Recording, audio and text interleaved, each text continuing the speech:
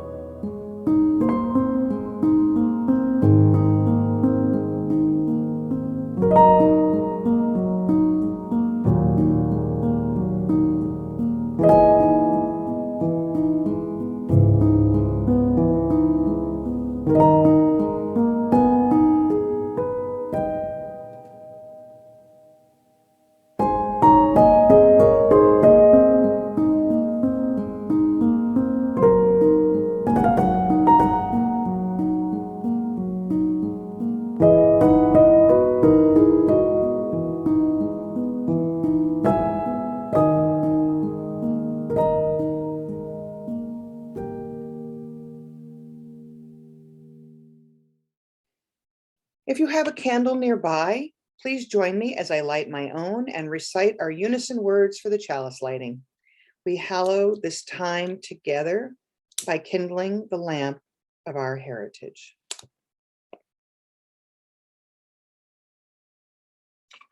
Our opening prayer was written by Richard S. Gilbert. We bid you welcome, who come with weary spirit seeking rest, who come with troubles that are too much with you, who come hurt and afraid. We bid you welcome, who come with hope in your heart, who come with anticipation in your step, who come proud and joyous. We bid you welcome, who are seekers of a new faith, who come to probe and explore, who come to learn. We bid you welcome, who enter this hall as a homecoming, who have found here room for your spirit, who find in this people a family. Whoever you are, whatever you are, wherever you are on your journey, we bid you welcome. And Joy will provide our first hymn for the day.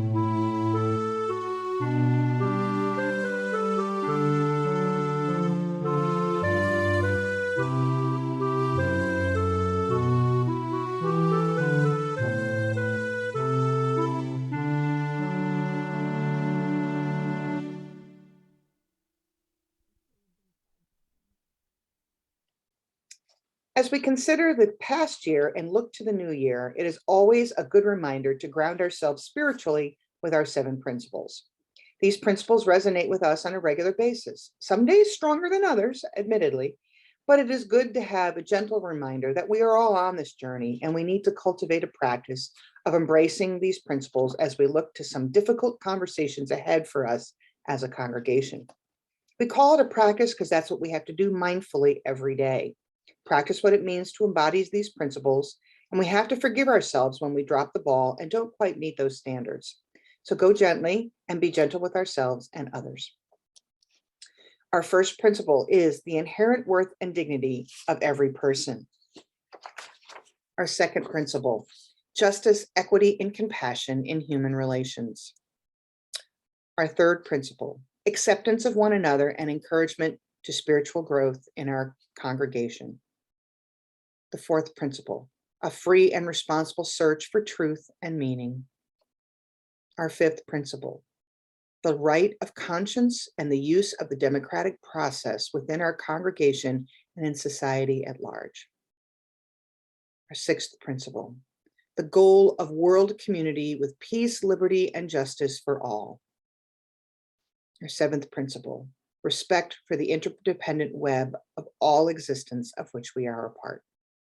Take these principles with you as you navigate today and the rest of this year. Reading today is an excerpt from How We Can Learn to Let Go of Past Mistakes from a website called Blurt, and it was slightly adapted for our purposes. We all make mistakes. It's part of what makes us human. For some of us, it can feel as though our past mistakes follow us around. It's almost like they form part of our shadow, and whatever we do, we can't get rid of them. We struggle to let go of them. When we can't let go of our mistakes, they can impact our day-to-day life and the way that we speak to ourselves. They can have a negative impact on our mood and the way that we can handle difficult situations. Learning to let go of them can help us to move on. Mistakes are necessary. They help us to learn and grow as people, and without mistakes, we would never get anything done. Mistakes have given us wonderful inventions such as the potato chips, the chocolate chip cookies, Post-it notes, and penicillin. They are an unavoidable part of life, and they're not always bad. Mistakes are often easier to let go if we can recognize that they had for the want of a better word, they had a purpose. Often mistakes can teach us something. This could be anything. They could teach us that there are 6 ways of doing something that doesn't work, that we need to be more careful in our wording in the future, or that taking a particular route to work will always result in being stuck in traffic and arriving late. Find an alternative route. We can often learn from our mistakes, reflecting on them and thinking about what we can take away from them to inform our future decisions and prevent us from making the same mistakes again. These can help us make peace with them. Sometimes we could do something about our past mistakes. We can apologize to someone, whether it be someone we've upset or someone we've let down. Many of us apologize for things that are not our fault. We don't need to do that. But if we have genuinely done something wrong, then apologizing can help us to leave the mistake behind us and move on. There are times when we can put things in place to make sure that we don't make the same mistakes again. This could include improving our organization and planning, writing things down so that we don't forget them, and learning more about an issue and what language we can use going forward. Once we have done all that we can, we need to accept that we can't do anymore. It can be hard to accept that. Often we want to do more and more, but there's always a limit to what we can do. We can't go back and change things that have already happened. We might have made some mistakes in the past that we're struggling to move on from, and our brains probably cling to those mistakes and play them on a continuous loop to beat us up and to show us again that we're a failure. But for every mistake we make, there will be hundreds of mistakes that we didn't make. Difficult situations that we handled, days when we were on time to work. We often forget all the successes we had and things we achieved. They usually fade into the background of our memory, while mistakes we make stick out like a sore thumb. Taking some time to reflect on all of the mistakes we didn't make can help us to forgive ourselves for the mistakes we did make. We normally do the best we can with what we've got and what we know at any given time. Our past selves did not know as much or have as much experience as our current situation and our current selves. They also didn't have the benefit of hindsight. We need to cut the past us some slack. Okay. Our mistakes aren't usually intentional. We don't usually wake up on a morning and decide that we're going to make mistakes that day. Our younger selves have taught us lessons and got us to where we are today. We need to be kind to them. We are worthy of forgiveness. Often, if one of our friends or family members have made a similar mistake to us, we would forgive them. So many of us have very low self-esteem. We beat ourselves up over the smallest of mistakes rather than forgiving ourselves or asking for forgiveness from others. But people would never forgive us if we didn't feel like we deserved it.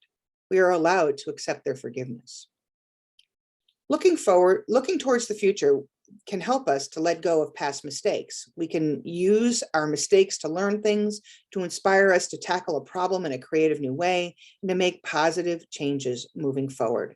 But ultimately, we need to look forward and let go of what happened in the past. Ruminating on our past mistakes only keeps us stuck. We deserve a future. We deserve to not let that past trip us up.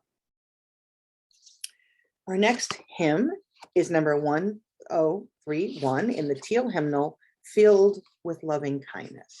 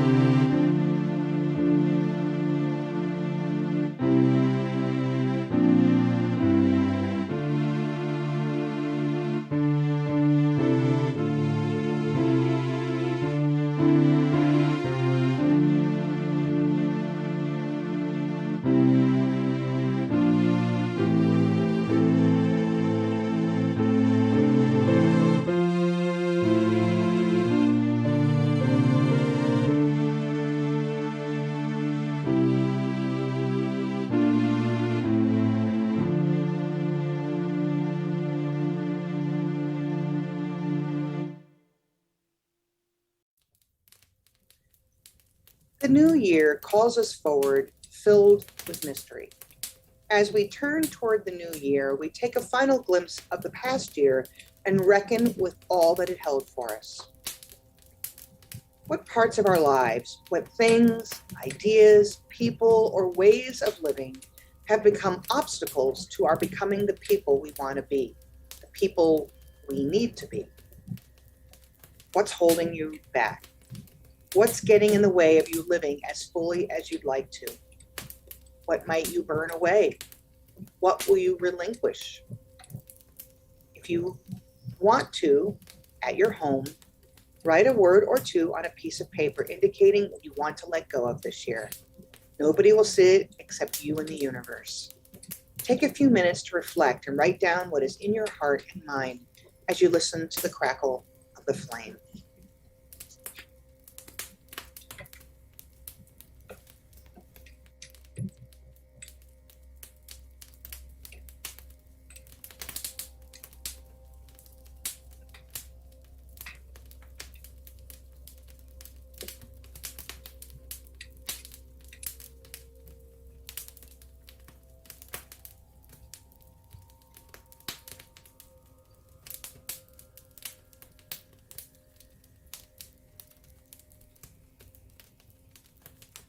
Not enough time, you're welcome to pause the video and restart it when you are ready to proceed.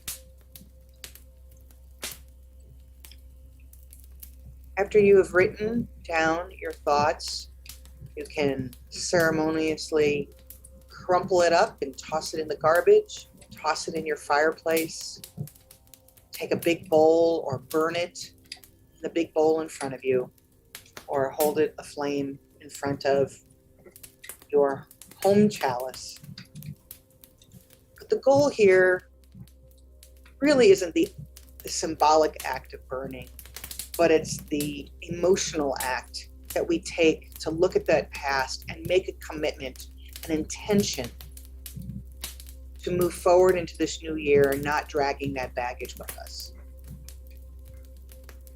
So whether you are symbolically burning or truly burning that past, do so in this moment.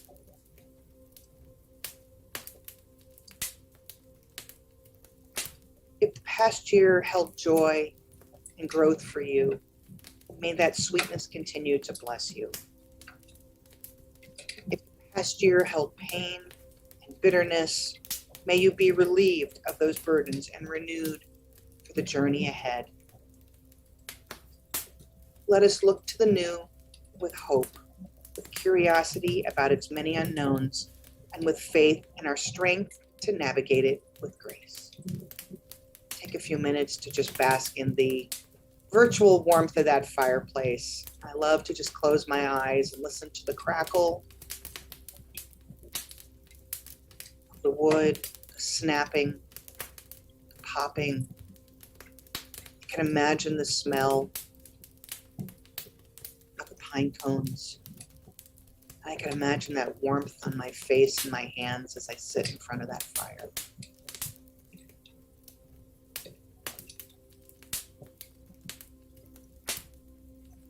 Take a moment or two of silence to just bask with that.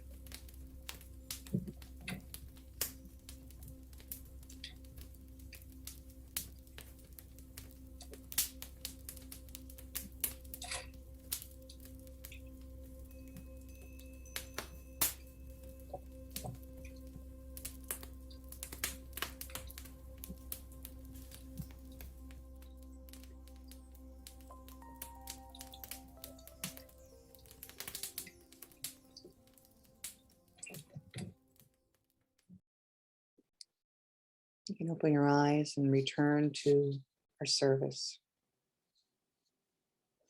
Our message today is going to be inspired by a movie that I watched recently. And I was sort of inspired to do it because Sabrina had mentioned that she thought Little Women was a Christmas movie. And I hadn't thought about it that way. And certainly I would agree with her. In many ways, it embodies the beauty of the Christmas season because it seems to be a big part of that movie. But also, I find it sort of interesting.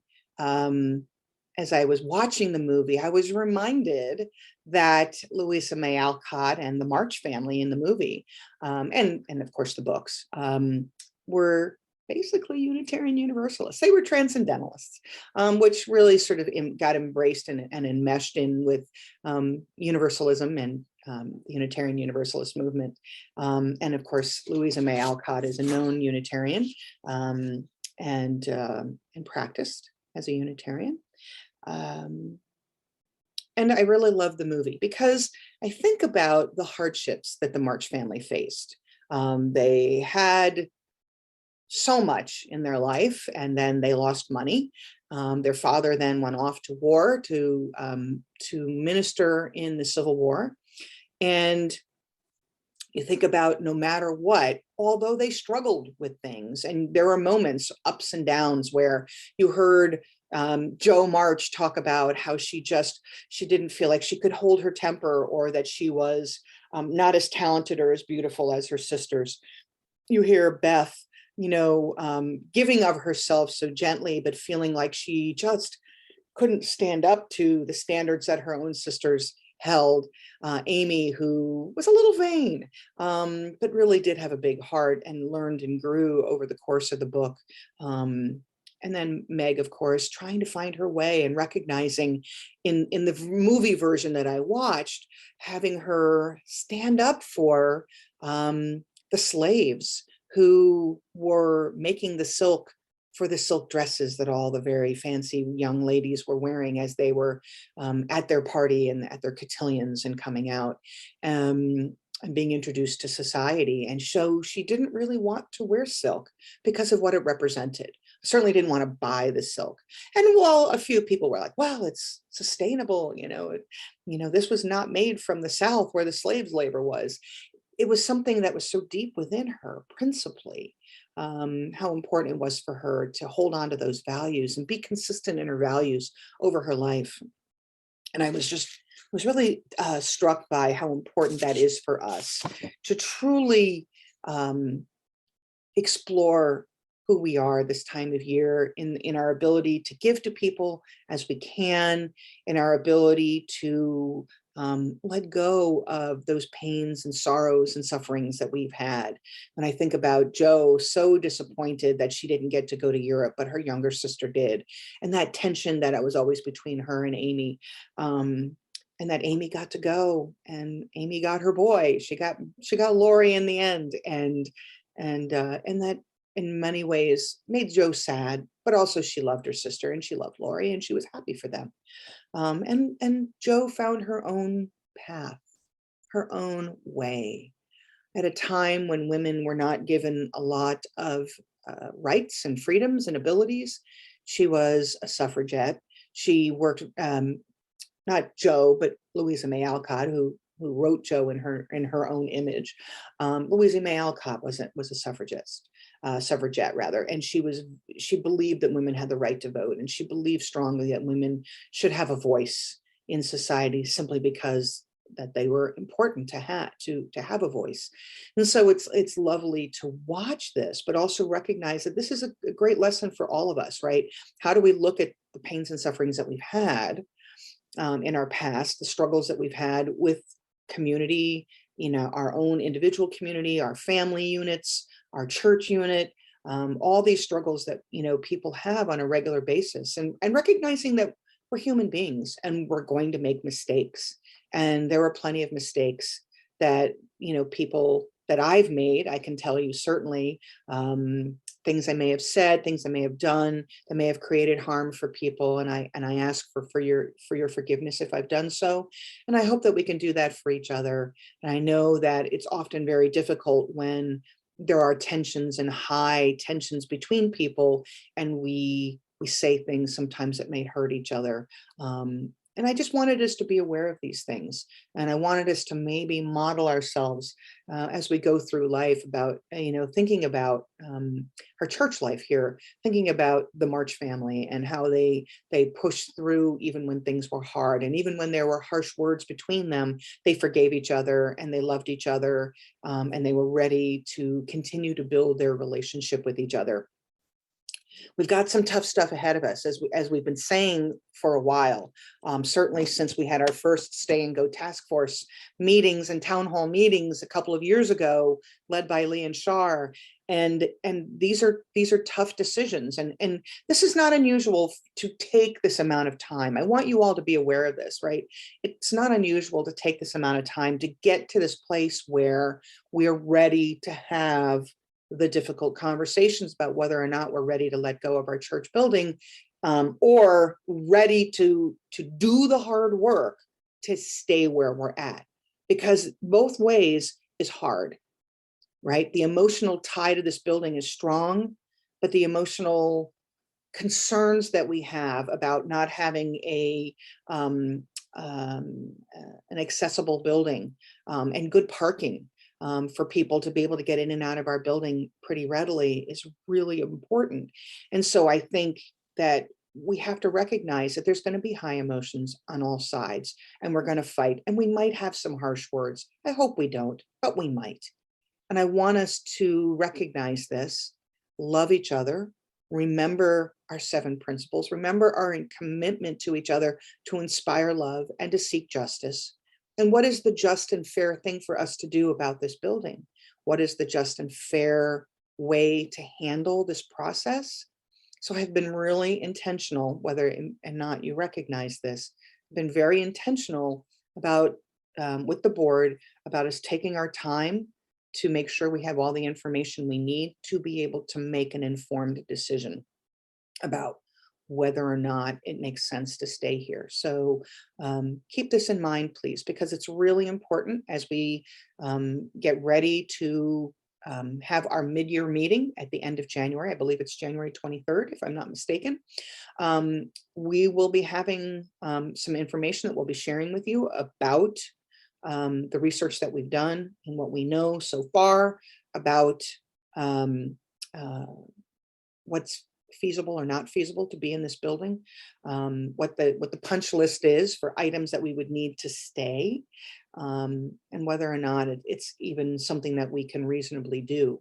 And then I hope that in the next few months, before we get to our year-end meeting, that we have some sessions where we learn to have how to have difficult conversations. Claudia Hall will be leading those discussions, and we're asking everybody who can attend, either live or virtually, to please be a part of it. And then from there, for us to be able to create a covenant of right relationship. So we have a structure within which we can make decisions about how we're going to talk to each other and how we're going to navigate some of these difficult conversations. What are the values that we want to hold on to, and what's the process that we want to use in having this difficult conversation, so that when we get to our annual meeting in June, we'll be able to make some tough decisions. Another tough decision that we need to make is whether or not we want to engage in a minister search this spring, so that we can have a minister for us next year. We've got some ideas about what we want to do. We're going to be talking with with Philip Lund, who is our representative from the Midwest UUA. And we're going to talk to him about what we can and can't afford, what we can and can't do. From there, we will present to you the options and the case of why we believe this is a good move for us. We can afford it, believe it or not, we can. We have some ideas about how we can afford it as well.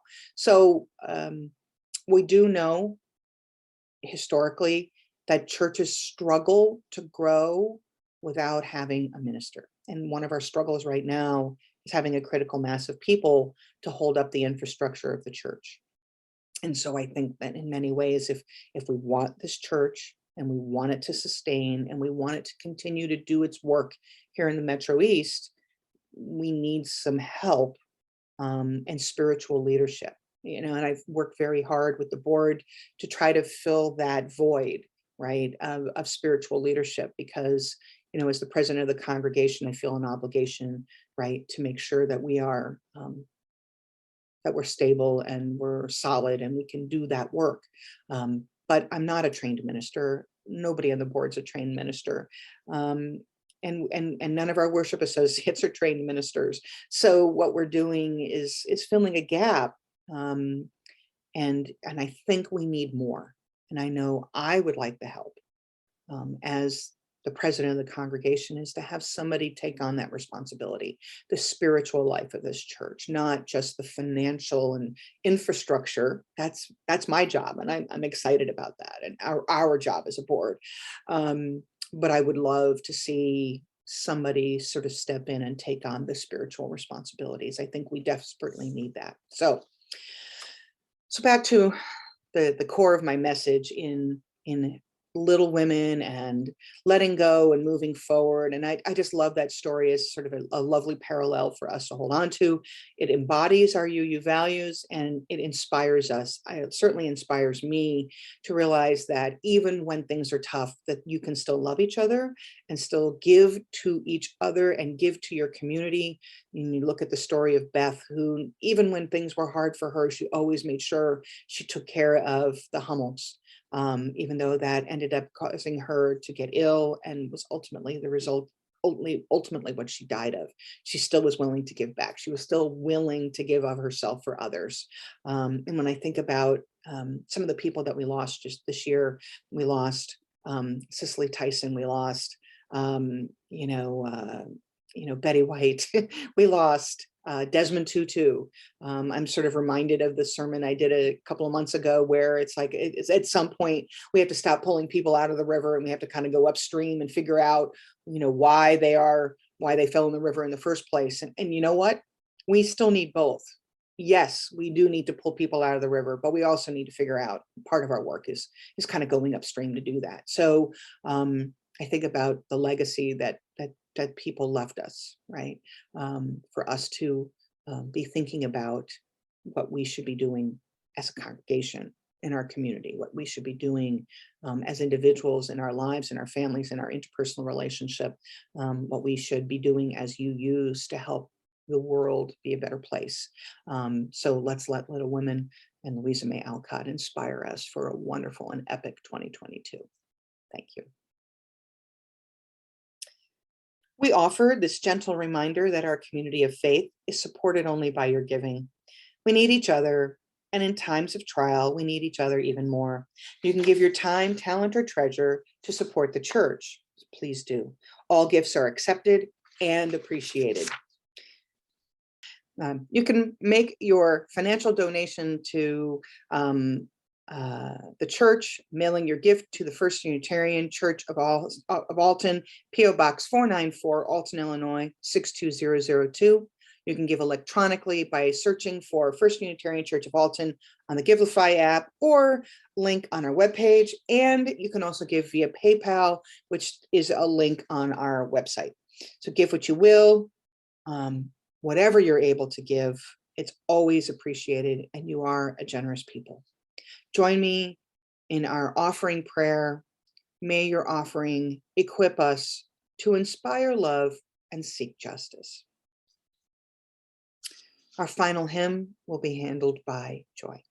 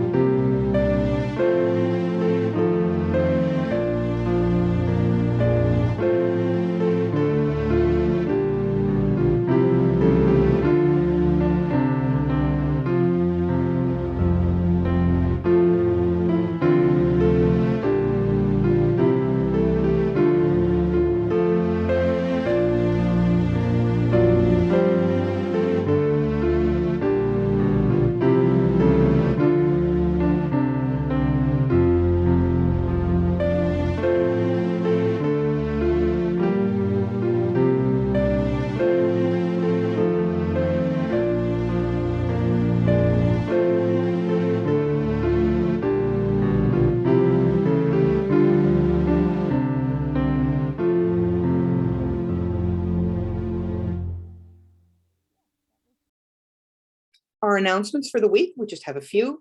Number one, contact the church office if you have an event or an announcement that you would like us to make via our weekly Church This Week email. Look out for a program that Sabrina Trippier is leading. It's called Arrest, about racial reconciliation. It's supported by First Church, but she's managing it, and I'm really excited. I think that would be a wonderful program for people to be involved in. If you're interested in receiving our weekly emails and you have not already, please send your contact details to church@firstuualton.org. That's church@firstuualton.org. Join us next week in, hopefully, given weather and what have you, COVID concerns, either here on YouTube or live in the sanctuary. Tracy Howe Cook will be conducting our annual guest at your table service for the UUSC. And so please come and participate and be a big part of that. Also, I want to thank everybody who participated in the cookie exchange on Christmas Eve. I've enjoyed those cookies. Thank you so much. And I hope you enjoyed mine as well. And I can't think if there's anything else that I wanted to announce. That's it. Just remember that we have our annual meeting on the 23rd. We need a quorum to do some discussions and have the discussion about whether or not we want to do the minister search. So it is important that you attend, please. And if you can and you feel safe, please show up to church services in the sanctuary. We're really excited. And I know we need to start taking down the Christmas things. So hopefully we'll get to do that sometime soon. So, all right. Love to you all. Now I'm going to invite you to extinguish the chalice that you may have in front of you, or a candle, whatever you have lit. The light of truth and meaning cannot be put out. We are keepers of this flame until we meet again.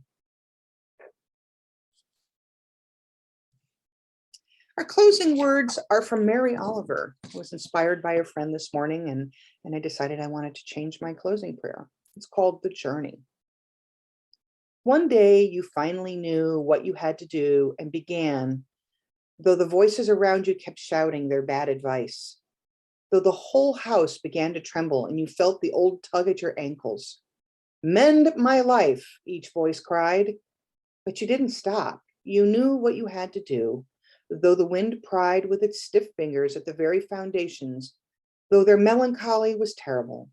It was already late enough and a wild night, and the full road of fallen branches and stones.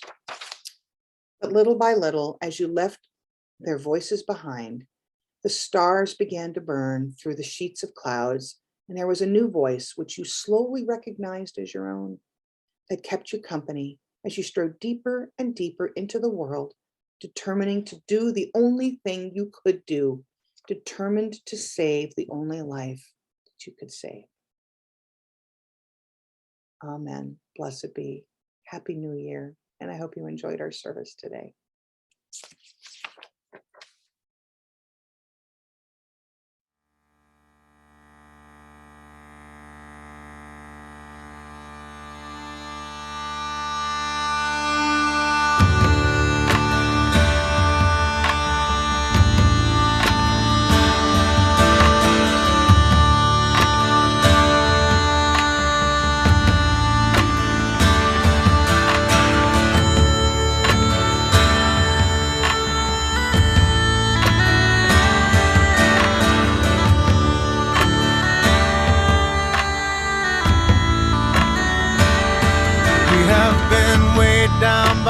Sadness like a stone. We have yearned.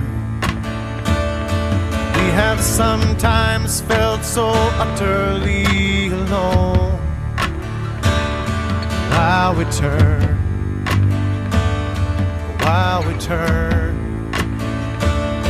we've been stricken by the wonder of it all. Stricken down.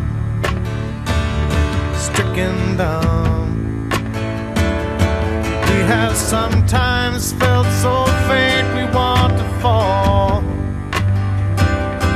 Overcome, but all in all, I'd say this year in flight ride together has been fun.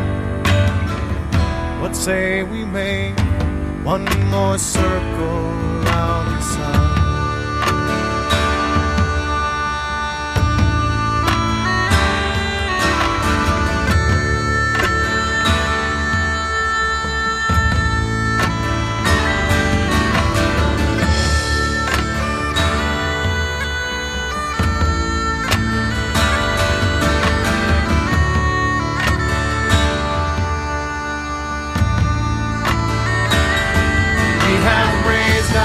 Fists in anger and we've tried work it out that we need each other, we cannot deny. There's no doubt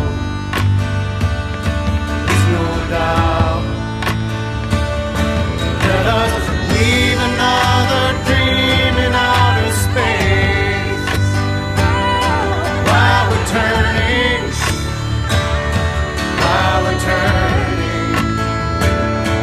on this planet home that holds our human race. We still are learning all in all. Say this year in flight together has been fun. What say we make one more circle around the sun? Say this year in flight together has been a good one. What say we make one more circle, one more circle, one more circle